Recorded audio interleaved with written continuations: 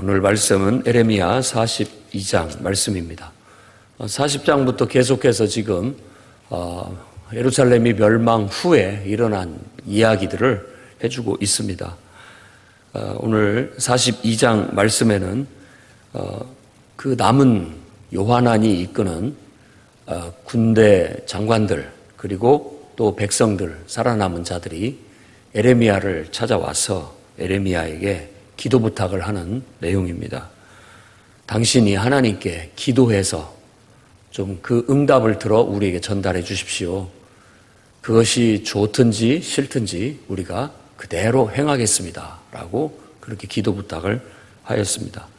여기서 말하는 기도해 주십시오라는 말은 기도도 여러 단어로 쓰는데 여기서 말하는 기도는 중재해 주십시오라는 겁니다. 아브라함이 소돔과 고모라에 사는 롯, 거기를 멸망하러 가시는 여호와 하나님을 대면하고 거기서 중재하듯이 중재하는 그런 역할.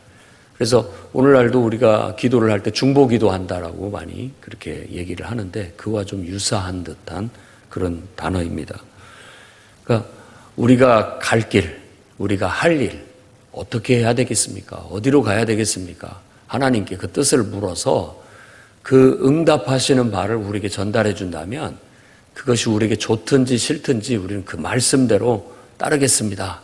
라고 했던 겁니다. 이런 태도는 우리가 배워야 할 그런 태도입니다.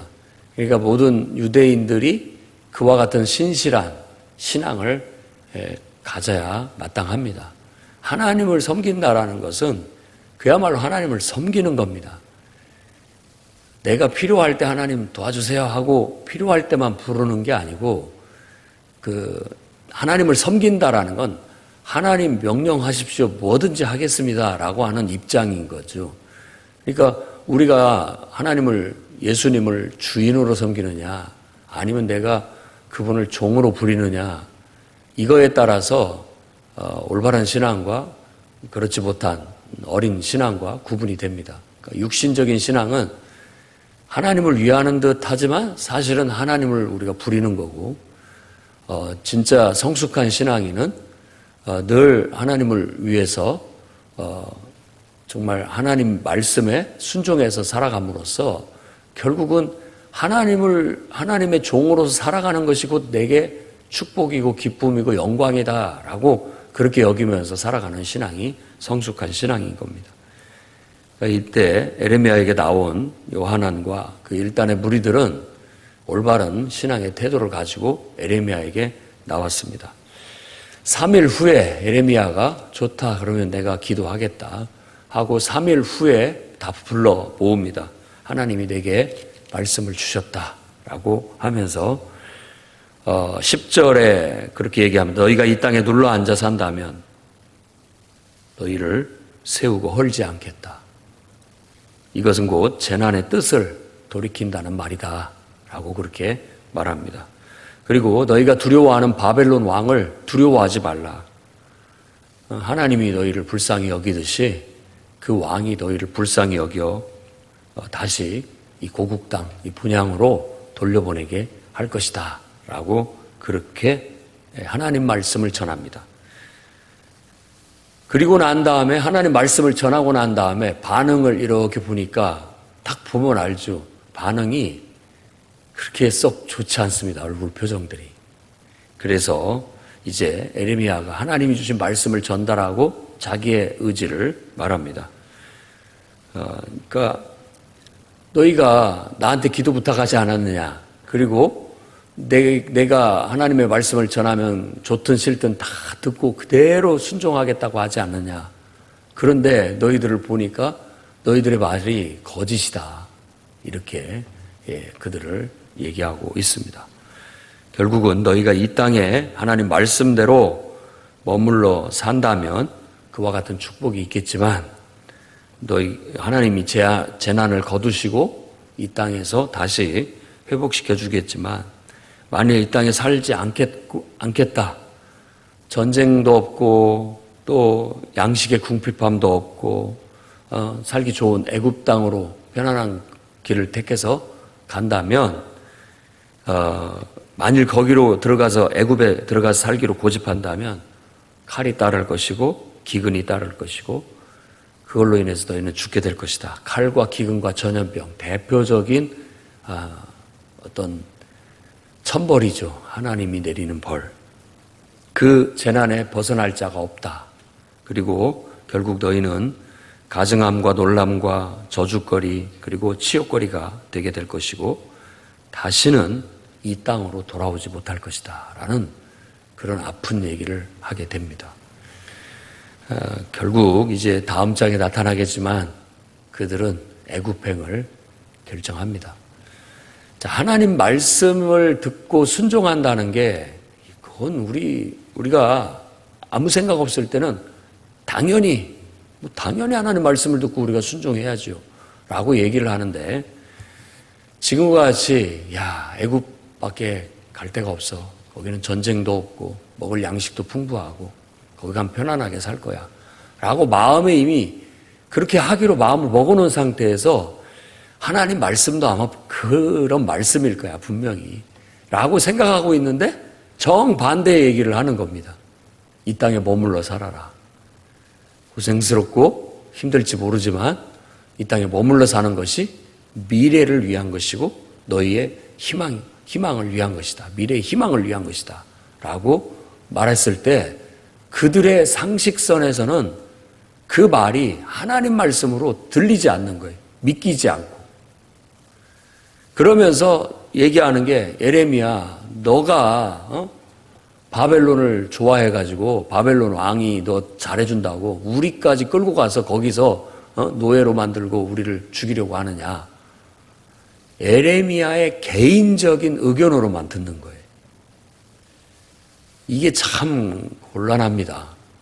목회자도 사람이고 또 기도하면서 하나님의 뜻을 분별하고 하나님의 말씀을 가지고 지도를 해서 하나님이라면 어떻게 생각할 것인가?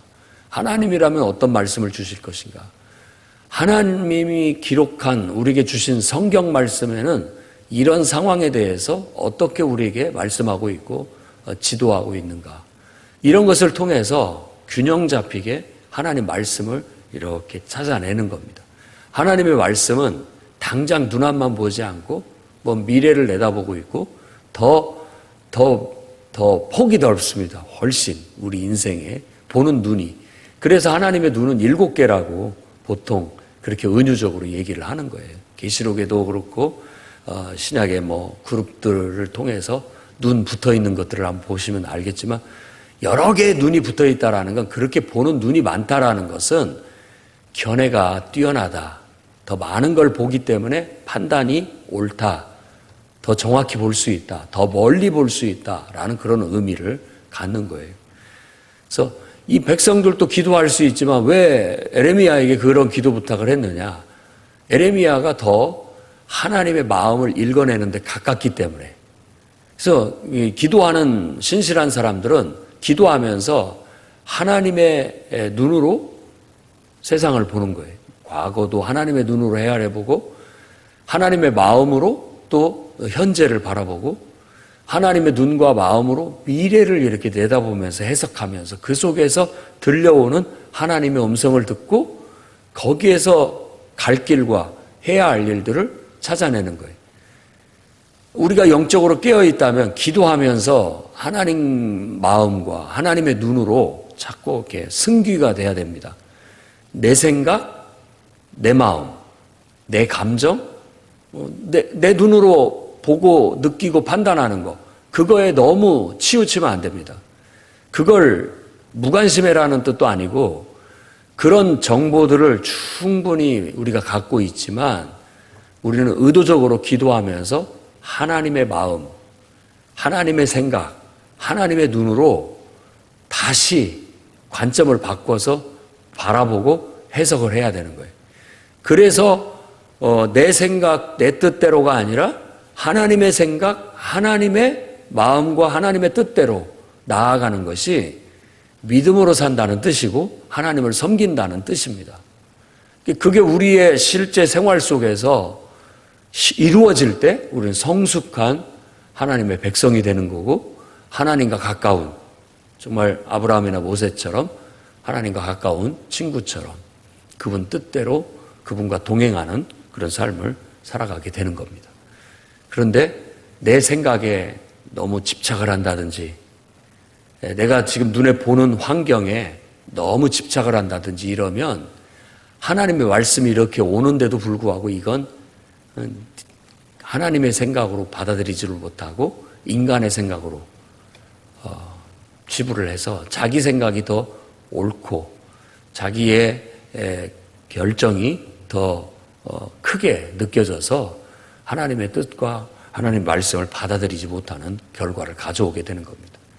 결국 이스라엘이라는 하나님의 백성이 멸망하는 것은 원인이 바로 그거였어요. 지금 이 남은 유민들도 똑같은 문제에 빠져 있다는 걸 보여주고 있는 겁니다. 그러니까 하나님이 그런 면에 있어서는 아껴보지 않는 겁니다. 신앙을 세우고 키우는 데 있어서는 아이고 그래 네 뜻대로 해라 이렇게 하시는 하나님이 아니에요. 그건 우상신이나 그렇게 하는 거고, 진정으로 사랑하는 하나님은 그들을 단호하게 가르치는 겁니다. 그런 믿음으로는 하나님의 뜻을 이룰 수 없고 하나님의 나라를 이룰 수 없고 하나님의 영광을 드러낼 수 없고 미래를 내다볼 수 없기 때문에 과감히 그 모든 것들을 다 뽑아내는 겁니다. 그게 지금 이 에레미야서의 이 시대의 배경 속에서 이루어졌던 사건들인 거예요. 하나님이 완전히 뿌리 뽑고 그를 뽑아서 저 바벨론으로 보내서 거기에서 70년 동안을 당금질을 하고 연단을 하시고 그 믿음 좋은 알곡들을 다 뽑아다가 거기에서 다시 그들을 연단하고 걸러내고 해서 그 사람들을 다시 이 땅에 심음으로써 정말 하나님 나라의 어떤 초석을 다시 다지겠다. 그리고 그래서 미래에 어떤 희망을 갖겠다라는 게 지금 이사야서나 에레미야서에서 주는 메시지와 같은 겁니다. 우리 교회도 그렇고 또 여러분 자신의 신앙도 마찬가지입니다. 신앙도 알곡으로 된 정확히 바른 신앙을 심어 나가야 됩니다. 신앙이 아닌 어떤 것들은 자꾸 뽑아내야 됩니다. 가라지들은 뽑아내고 그 속에서 알곡들이 잘 자라서 알곡들로 이루어진 번성하는 그런 공동체가 되고 그런 신앙이 세워지게 될 때 미래가 있어요. 그런데 그러지 않고 자꾸만 인간적인 나약한 신앙에 우리가 젖어들어서 이 표현 그대로예요. 거기는 전쟁도 없고 먹을 양식도 풍부하고 뭐 걱정거리 없이 살아갈 수 있지 않아요. 이런 것들이 우리에게 주는 교훈은 뭐냐면 나한테 그냥 편한 길을 찾아가는 거예요. 항상 나한테 좋은 길, 나한테 편한 길.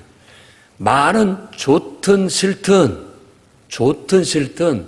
다 하나님 뜻대로 하겠습니다라고 하는데 싫은 것을 하나님이 우리에게 요구하면 그건 하나님 말씀이 아니라고 부정하려고 한다는 거예요.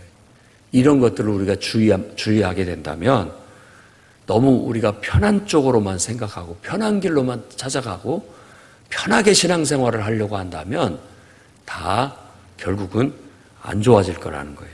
나빠질 거라, 잘못될 거라는 겁니다. 그러나 내가 당장 눈앞에 편안한 것이 아니라 더 미래에 희망이 있는 길을 택한다면 예수님의 산상수훈의 가르침처럼 넓은 길로 가는 사람은 많아요. 왜? 그 길이 좁고 편하니까. 좁은 길로 가라.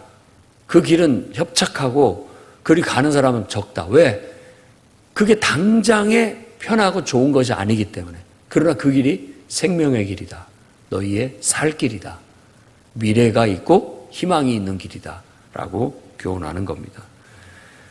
유대인들이 하나님의 백성이면서 정말 하나님을 섬기는 것을 성숙하게 온전하게 해내지 못해 지금 그들은 하나님 앞에 뽑힘을 당하고 있는 겁니다. 오늘날도 우리가 정말 하나님 앞에 성숙한 신앙으로 자라나갈 수 있도록 하나님은 계속 우리를 요구하실 것이고 우리 안에 있는 육신적인 것들을 자꾸 뽑아내시려고 할 거예요. 정말 하나님 앞에 좋든 싫든 말씀 그대로 하나님 말씀대로 순종해 나가는 여러분들이 되시기를 주의 이름으로 축원합니다.